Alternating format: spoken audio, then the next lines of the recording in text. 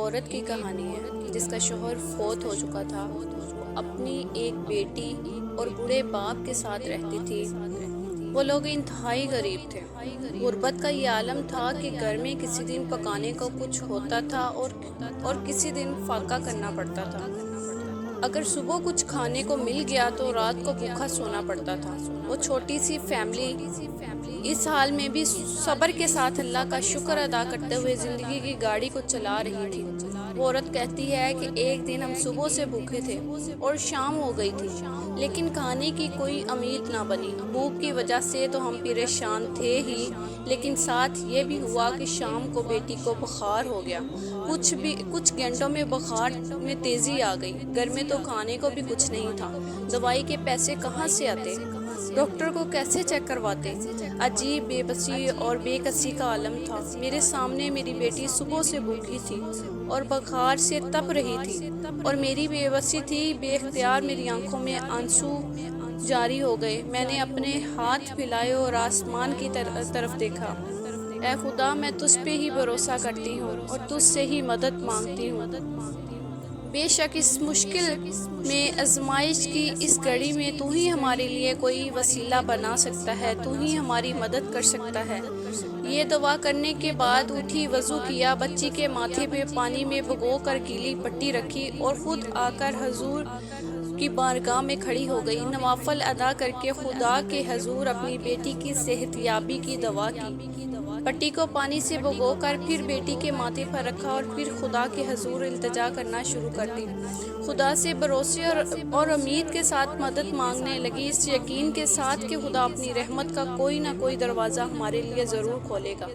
یہ عمل اس نے کئی مرتبہ کیا۔ ایک دفعہ جب میں بچی کی پٹی تبدیل کر رہی تھی، اس عورت نے کہا کہ جب میں بچی کی پٹی تبدیل کر رہی تھی تو میں نے دروازے پر دستک کی آواز سنی، اور میرا بوڑھا باپ حیران رہ گیا کہ رات کے اس پہر کون آ سکتا ہے، کہیں یہ وہم تو نہیں۔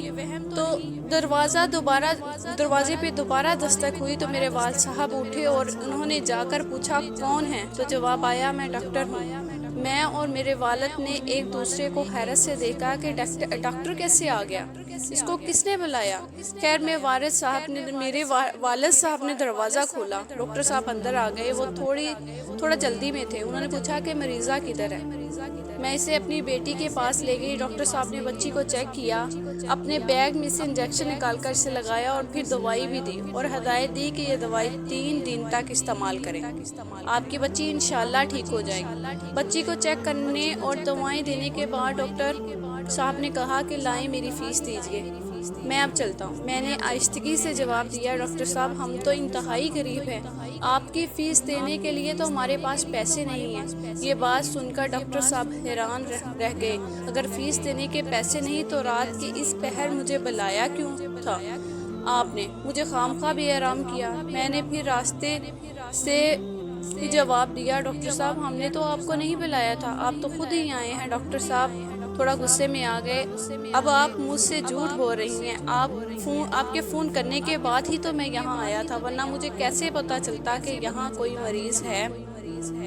میری آنکھوں میں آنسو آ گئے۔ ڈاکٹر صاحب ہم تو بہت غریب ہیں، ہمارے گھر میں تو فون بھی نہیں ہے، اب لگتا ہے غلطی سے ہمارے گھر آ گئے۔ اب ڈاکٹر صاحب تھوڑا سوچ میں پڑ گئے، کیا یہ فلاں شخص کا گھر نہیں ہے؟ نہیں ڈاکٹر صاحب، فلاں شخص تو ہمارا ہمسایہ ہے، ساتھ والا گھر ہے اس کا۔ یہ سن کر ڈاکٹر صاحب خاموش ہو گئے، اپنا سامان اٹھایا اور باہر چلے گئے۔ ابھی تھوڑی دیر ہی گزری تھی کہ دروازے پر پھر دستک ہوئی۔ پوچھا کون؟ تو وہی ڈاکٹر صاحب تھے۔ ڈاکٹر صاحب اندر آ گئے، بیٹی کا بخار چیک کیا اور پوچھا میں حیران ہوں کہ میں آپ کے گھر کیسے آ گیا، ایسی غلطی تو میں نے پہلے کبھی نہیں کی، ضرور کوئی بات ہے، آپ مجھے سچ بتائیں کہ آپ نے کیا کیا تھا؟ تو میں نے ڈاکٹر صاحب کو ساری بات بتا دی، اور بے بسی کی حالت میں نے اپنے رب کو پکار رہی تھی، اس کے حضور فریاد کی تھی، دعائیں کی تھیں، اور میرا تو یہ یقین ہے کہ اس پروردگار نے آپ کو ہمارے گھر کا راستہ دکھایا ہے۔ ساری بات سننے کے بعد ڈاکٹر صاحب کی آنکھ میں آنسو آ گئے اور فوراً اٹھ کر باہر چلے گئے۔ تھوڑی دیر بعد جب وہ آئے تو ان کے ہاتھ میں کھانا تھا۔ اور گھر کا ضروری سامان تھا۔ انہوں نے وہ سامان میرے ہاتھ میں تھمایا اور بولے کہ مجھے اب یقین ہو گیا ہے کہ تمہارے گھر میں غلطی سے نہیں آیا تھا، بلکہ تمہارے گھر کا راستہ مجھے میرے رب نے دکھایا ہے۔ اس نے تمہاری فریاد سن لی اور مجھے تم لوگوں کی مدد کے لیے بھیجا ہے۔ آج سے تم تینوں کی کفالت میری ذمہ داری ہے۔